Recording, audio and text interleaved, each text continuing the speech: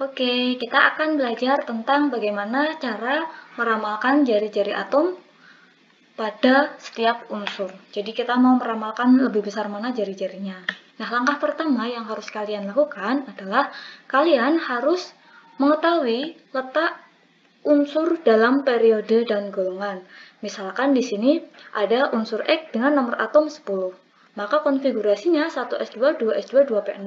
Artinya, si X ini dia berada pada golongan 6A karena kan elektronnya dia di 6P ini ya, P6. Kalau berakhiran di P harus ditambahkan 2, berarti kan dia di golongan 8A. Periodenya itu kita ambil kulit paling luar 2.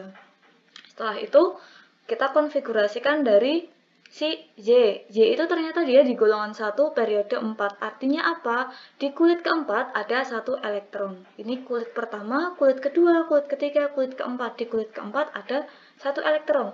Lalu kita konfigurasikan Z37. Maka di sini yang terakhir adalah 5s1. Maka dia golongan 1A periode 5. Artinya si Z itu mempunyai 5 kulit. Yang tengah ini kita simbolkan inti atom ya, yang kuning ini kita simbolkan sebagai kulit 1, 2, 3, 4, 5. Nah, lalu di sini ternyata elektron pada kulit kelima ada 1 elektron. Sehingga kalau kita simpulkan, nah kita lihat seperti ini ya. Jadi setelah kita membuat konfigurasi elektron tadi, kan kita bisa melihat, oh ternyata si X itu jumlah kulitnya ada 2. Lalu di kulit kedua itu ada 8 elektron.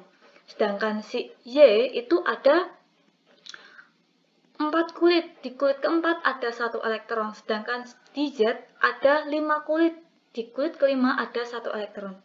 Yang perlu kalian ketahui bahwa jari-jari itu dihitung dari inti atom sampai kulit paling luar. Nah, apa yang mempengaruhi jari-jari? Yang mempengaruhi jari-jari adalah banyaknya elektron yang ada pada kulit terakhir dan banyaknya kulit. Artinya apa? Ketika kita lihat si X, kan X adalah 2 kulit. Maka ketika kita mencari jari-jari, berarti dihitung dari inti sampai kulit paling luar ya. Nah, berarti kan ini jaraknya pendek.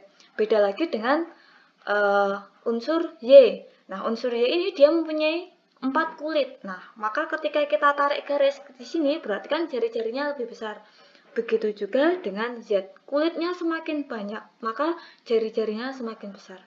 Jadi bisa kita simpulkan bahwa semakin banyak kulit, maka semakin besar pula jari-jarinya.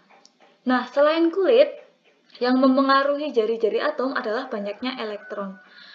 Perlu kita ketahui bahwa inti atom itu terdiri dari proton dan neutron. Proton sendiri yang ada di inti atom ini bermuatan positif. Sedangkan elektron di sini dia bermuatan negatif.